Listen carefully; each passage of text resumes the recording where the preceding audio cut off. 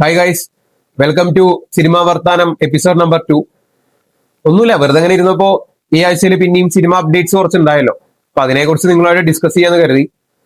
അതിൽ ആദ്യമായിട്ട് പ്രത്യേകിച്ച് ഉണ്ടായത് ടോക്സിക്കിന്റെ ഗ്ലിംസ് ഇറങ്ങിയതാണ്. അതിനെക്കുറിച്ച് ഞാൻ സെപ്പറേറ്റ് ഒരു വീഡിയോ ആയിട്ട് ഇട്ടിട്ടുണ്ട്. താല്പര്യമുള്ളവർക്ക് കണ്ടോക്കാം. പേഴ്സണലി എനിക്ക് ഒട്ടും വർക്കായില്ല.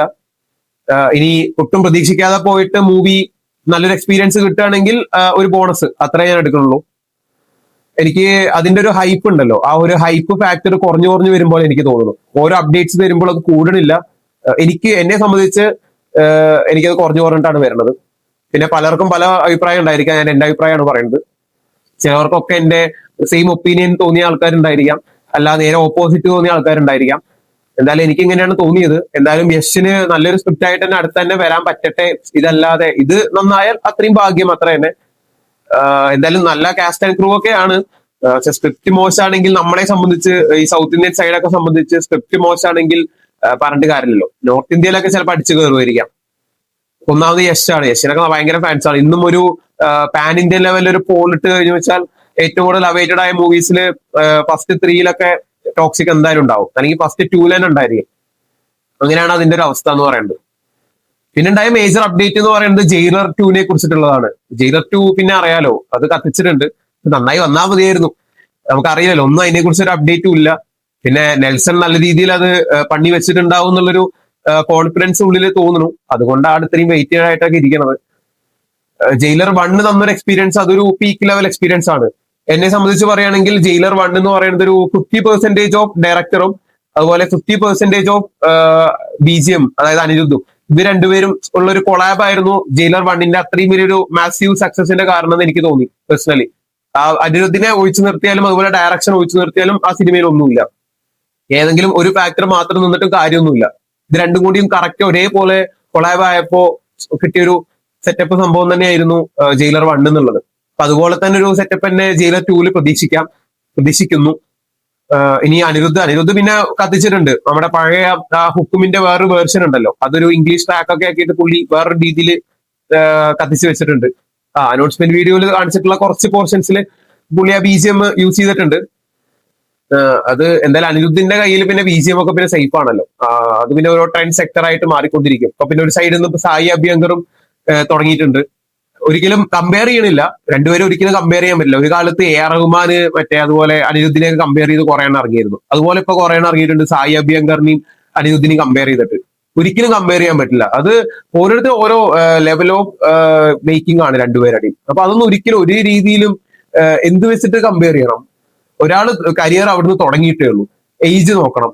മറ്റൊരാൾ കരിയർ കുറെ കാലമായി തുടങ്ങിയ സമയം മുതൽക്കേ കത്തിച്ചുകൊണ്ടിരിക്കുന്ന ഒരാളാണ്. അപ്പൊ ഇതൊന്നും ഒരിക്കലും കമ്പാരിസന്റെ ഒരു ആവശ്യം ഇവിടെ വരുന്നില്ല. മ്യൂസിക് ആണ്, എൻജോയ് ചെയ്യുക, just enjoy and leave it. ആ ഒരു സെറ്റപ്പാണ് ഞാൻ എടുക്കാറുള്ളത്. അല്ലാതെ ഇതിൽ കയറി വന്നു അനിരുദ്ധാണോ സായി അഭ്യങ്കർ ആണോ, സായി അഭ്യങ്കർ അവിടെ മറ്റേ ഊരും ബ്ലഡ് ഇറക്കി അനിരുദ്ധ അടുത്ത സാധനമായിട്ട് വന്നു, DC ആയിട്ട് വന്നു, അതിനൊന്നും ഒരു കാര്യമില്ല. പിന്നെ അതുപോലെ DCയുടെ റിലീസ് വന്നിരിക്കുന്നത് ജൂലൈ 31 തോന്നുന്നു കേട്ടോ.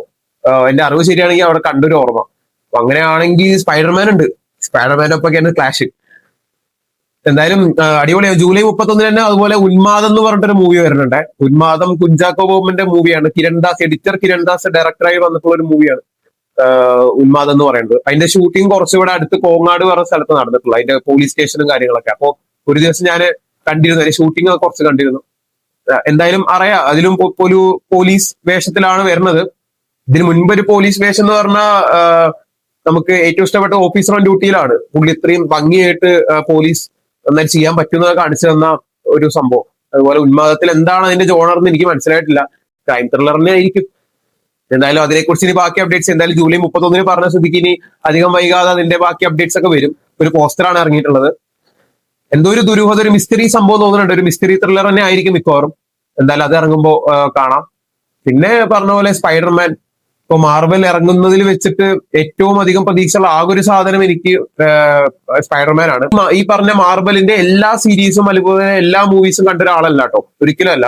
എനിക്ക് കുറച്ച് പേഴ്സണൽ ഫേവറേറ്റ്സ് ഉണ്ട്, അത് ഞാൻ കാണാറുണ്ട്. അതുപോലെ അതുമായിട്ട് കണക്ട് ചെയ്തിട്ടുള്ള വരുന്ന സീരീസുകളും അതുപോലെ മൂവീസ് ഞാൻ കാണാറുണ്ട്. അല്ലാതെ ഇത് മൊത്തത്തിൽ തൂത്തുവാരി കണ്ടിട്ടുള്ള ഒരു വ്യക്തിയല്ല ഞാൻ. കാരണം ഞാൻ മാർവൽ ഫാൻ, അത്രയ്ക്കൊരു വലിയ മാർവൽ ഫാൻ ആവണമെങ്കിൽ അത് മൊത്തം കാണണമല്ലോ. അതുകൊണ്ട് തന്നെ ആ ഒരു അതെനിക്കില്ല. പക്ഷെ എങ്കിലും ഈ സ്പൈഡർമാൻ ആയിക്കോട്ടെ, അതുപോലെ ഡോക്ടർ സ്ട്രേഞ്ച് ആയിക്കോട്ടെ, അത്തരം ഹൾക്ക് അങ്ങനെ ഉള്ള ഓരോ ആൾക്കാർ നമ്മൾ ചെറുപ്പം മുതലൊക്കെ കാണുന്ന കുറെ ഇതുണ്ടല്ലോ, ക്യാരക്ടേഴ്സ് ഉണ്ടല്ലോ. അതിൽ സ്പൈഡർമാൻ ആണ് എനിക്ക് ഏറ്റവും എന്റെ പേഴ്സണൽ ഫേവറേറ്റ്. സ്പൈഡർമാൻ ആണ്. സ്പൈഡർമാൻ ഒന്നും ഞാൻ മിസ്സാക്കിയിട്ടില്ല. സ്പൈഡർമാൻ ടോം ഹോളണ്ട് ആയിക്കോളും, ആരായിക്കോട്ടെ, ഏത് സ്പൈഡർമാൻ വന്ന സമയത്തും അതൊരു സംഭവം തന്നെ ആയിട്ടേ ഉള്ളൂ. എന്തായാലും 31-ാം തീയതി സ്പൈഡർമാൻ പോയി കാണാം. നല്ലൊരു വിഷ്വൽ ട്രീറ്റ് എന്താ. പിന്നെ മാർവലിന്റെ സൈഡിൽ നിന്ന് പിന്നെ വിഷ്വലി ഉള്ള കാര്യങ്ങളും അത്തരം മേക്കിംഗ് സൈഡൊന്നും നമുക്ക് നോക്കേണ്ട ആവശ്യമില്ലല്ലോ. അത് എപ്പോഴും ഒരു എപ്പിക് സാധനം തന്നെയായിരിക്കും മാർവൽ എന്ന് പറയുന്നത്. അപ്പൊ എന്തായാലും ഇവിടെയും പ്രതീക്ഷിക്കാം നമുക്ക്. സത്യത്തിൽ മാർവലിൽ ലാസ്റ്റ് ഒരു എക്സ്പീരിയൻസ് ചെയ്തത് എനിക്ക് ഏറ്റവും ഇഷ്ടപ്പെട്ടതും ഈ സ്പൈഡർമാൻ തന്നെയാണ് കേട്ടോ. സ്പൈഡർമാൻ നോവേ ഹോം ആണ് എനിക്ക് ഏറ്റവും ലാസ്റ്റ് എനിക്ക് മാർവലിൽ ഇഷ്ടപ്പെട്ട ഒരു സംഭവം എന്ന് പറയുന്നത്. പിന്നെ ഡോക്ടർ സ്ട്രേഞ്ചും കുഴപ്പമില്ല. ഡോക്ടർ സ്ട്രേഞ്ച് അത് കഴിഞ്ഞിട്ടല്ലേ ഇറങ്ങി. മൾട്ടിവേഴ്സ് ഓഫ് മാഡ്നസ് അത് കഴിഞ്ഞിട്ടല്ലേ, അതും പിന്നെയും കുഴപ്പമില്ല. ഏറ്റവും പീക്കായിട്ട് എനിക്കിപ്പോ ഏറ്റവും ലാസ്റ്റ് ഇറങ്ങിയതിൽ ഏറ്റവും പീക്ക് എന്ന് പറയുന്നത് എനിക്ക് സ്പൈഡർമാൻ ആണ് തോന്നിയിട്ടുള്ളത്, നോവേ ഹോം ആണ് തോന്നിയിട്ടുള്ളത്. അത് കഴിഞ്ഞിട്ട് നല്ലൊരു സാധനം, നല്ലൊരു സ്റ്റഫുമായിട്ട് വരാൻ പറ്റിയിട്ടില്ല. പിന്നെ ഇപ്പോ ഇന്നലെ മിനിയാന്നോ മറ്റോ മോളിവുഡ് ടൈംസ് ഇറങ്ങിയിട്ടുണ്ട് OTT. അത് ഇറങ്ങി കഴിഞ്ഞപ്പോ എല്ലാവർക്കും ഭയങ്കര, ഇപ്പൊ ഇൻസ്റ്റയിൽ മൊത്തം അതിന്റെ റീൽസ് ആണ്. എന്നാ തിയേറ്ററിലുള്ള സമയത്ത് ആൾക്കാർ അതിനെ കുറിച്ച് ഇത്രയും നന്നായിട്ടൊന്നും പറയുന്നത് കേട്ടിട്ടുമില്ല. അല്ലെങ്കിൽ അത് എല്ലാവർക്കും കണക്ട് ആവുന്ന പടമൊന്നുമല്ല. പക്ഷെ അന്ന് ആ തിയേറ്ററിൽ പോയി കണ്ട ആളുകൾ, അല്ലെങ്കിൽ ആ പെർസെന്റേജ് ഓഫ് ആളുകളെക്കാൾ കൂടുതൽ ആളുകൾക്ക് കണക്ട് ആവുന്ന ഒരു പടമായിരുന്നു. എന്തുകൊണ്ടോ അതത്ര മൗത്ത് പബ്ലിസിറ്റി അത്ര അങ്ങോട്ട് പോയില്ല. കണ്ടവരൊക്കെ അടിപൊളിയാണ് എന്ന് പറഞ്ഞൊരു, അല്ലെങ്കിൽ അത് ഫീൽ ആയവരൊക്കെ അത്രയും എക്സ്ട്രീംലി കിട്ടിയ ഒരു പടമാണത്. എസ്പെഷ്യലി മീ, എനിക്ക് നല്ല രീതിയിൽ വർക്കായി, നല്ല രീതിയിൽ അത് കണക്ട് ആയ ഒരു മൂവി. ഇപ്പൊ കുറെ റീൽസും കട്ട്സും ആസ് യൂഷ്വൽ വരുന്നുണ്ട്. അപ്പൊ അന്ന് പൈസ അല്ല, ഓക്കെ, പൈസ അല്ലാതെ എനിക്ക് പോവാൻ താല്പര്യമില്ല, പൈസ അല്ല എന്ന് പറയുന്നതാണെങ്കിൽ ഓക്കെ. അല്ലാതെ ഇത് കാര്യമൊന്നുമില്ല എന്നുള്ള ഒരു രീതി, അല്ലെങ്കിൽ വേറൊരാൾ പറയുന്നത് കേട്ടു അത്ര പോരാ, അവർക്ക് കണക്ട് ആയ പോലെ നിങ്ങൾക്ക് കണക്ട് ആവണമെന്നും ഇല്ലല്ലോ. ചിലപ്പോൾ അയാൾക്ക് നന്നായി കണക്ട് ആയിട്ടുണ്ടാവുക, നിങ്ങൾക്ക് ഒട്ടും കണക്ട് ആവില്ല. ചിലപ്പോൾ നേരെ തിരിച്ചും സംഭവിക്കാം. അപ്പൊ അതുകൊണ്ട് പൈസ ഉണ്ടെങ്കിൽ പോവാ കാണുക. പൈസ ഓക്കെ, നിങ്ങൾക്ക് പൈസ അല്ല ഓക്കെ, എനിക്ക് വേറെ എന്തിനേലും ചെലവഴിക്കുന്നതിന് താല്പര്യമില്ല, അങ്ങനെയാണെങ്കിൽ ഓക്കെ കാണണ്ട. അല്ലാതെ ഒരു സിനിമയെ പരാജയപ്പെടുത്തുന്നതിൽ നമുക്ക് നല്ല രീതിയിൽ പങ്കുണ്ട്. സിനിമയെന്നല്ല, ഏതൊരു കാര്യത്തിൽ പിന്നെ പോയി പൊക്കി കൊടുത്തിട്ട് കാര്യമൊന്നുമില്ല. ഇതൊക്കെയാണ് പുതിയൊരു സിനിമ അപ്ഡേറ്റ്സ് എന്നൊക്കെ പറയുന്നത്. അപ്പോ ഇനിയാണ് വരാൻ പോകുന്നത്. സത്യം പറഞ്ഞാൽ ഓഗസ്റ്റ് മാസത്തിലേക്ക് കാത്തിരിക്കുകയാണ്. ഓഗസ്റ്റിലാണ് ഈ പറഞ്ഞ ടോക്സിക് ആണെങ്കിലും ഖലീഫ ആണെങ്കിലും ബത്ലഹേം കുടുംബ യൂണിറ്റ് ഒക്കെ വരുന്നത്. പിന്നെ അതിന്റെ ഇടയിൽ വേറൊന്നുണ്ടായല്ലോ, നമ്മുടെ ലാലേട്ടനും പോത്തേട്ടനും കൂടി ഒന്നിക്കുകയാണ്. നല്ല പേരില്ലേ, നല്ല ചേർച്ച, പോത്തേട്ടൻ ലാലേട്ടൻ, അവർ രണ്ടുപേരും കൂടി ഒന്നിക്കുകയാണ്. എന്തോ പേര് എന്തോ ഒരു മിറാക്കിളാണ് കിട്ടി, നെടുങ്കണ്ടം മിറാക്കിൾ, അതാണ് സിനിമയുടെ പേര്. അതിന്റെ അനൗൺസ്മെന്റ് വീഡിയോ ഇതിന്റെ ഇടയ്ക്ക് വന്നിരുന്നു, 2 ദിവസം മുമ്പ് വന്നിരുന്നു. എന്തായാലും അതും എക്സൈറ്റിംഗ് ആയിട്ട്. എന്തായാലും ഇപ്പൊ മലയാളം സിനിമയെ സംബന്ധിച്ച് ഇങ്ങനെ ഗ്രാഫ് കയറുന്നുണ്ട്. എന്നും അങ്ങനെ തന്നെ പോട്ടെ, അല്ലെങ്കിൽ ഇതിന് മുകളിലേക്ക് തന്നെ പോട്ടെ. ദിലീഷ് പോത്തൻ ജോജി കഴിഞ്ഞിട്ട് വേറൊന്നും ചെയ്തിട്ടില്ല, ഡയറക്ഷൻ ഒന്നും ചെയ്തിട്ടില്ല. അത് കഴിഞ്ഞിട്ട് വരുന്ന ഒരു മൂവിയാണിത്. പിന്നെ ഇപ്പൊ ഇതിന്റെ ഇടയ്ക്ക് കുറച്ച് മീംസ് ഒക്കെ ട്രെൻഡിങ് ആവുന്നുണ്ട്. നമ്മുടെ മഹേഷിന്റെ പ്രതികാരത്തില് സൗബിൻ പറയുന്ന ഒരു ഡയലോഗ് ഉണ്ടല്ലോ, മറ്റേ എന്താ, ലാലേട്ടനാണോ മമ്മൂക്കിയാണോ ഇഷ്ടം പറയുമ്പോൾ എനിക്ക് ലാലേട്ടനെയാണ് ഇഷ്ടം, അതിനുള്ള റീസൺ എന്നുള്ള രീതിയിലൊക്കെ പറയുന്നത്. ഒരു ലാലേട്ടൻ ഫാൻ ആണെന്ന് പുള്ളി പറയാതെ പറഞ്ഞിട്ടുള്ള ഒരു ആളാണ്. അപ്പോ രണ്ടുപേരും കൂടി വരുമ്പോ പോത്തേട്ടനെ പിന്നെ അറിയാലോ, പുള്ളിയുടെ ഒരു മാജിക് തന്നെയാണ് പോത്തേട്ടൻ ബ്രില്യൻസ്, അല്ലെങ്കിൽ പോത്തേട്ടൻ മാജിക് എന്നൊക്കെ പറയുന്ന ഒരു ഉള്ള സാധനം തന്നെയാണ്, സ്റ്റിൽ എക്സിസ്റ്റ് ആണ്. അപ്പോ അത് എന്തായാലും കാണാം.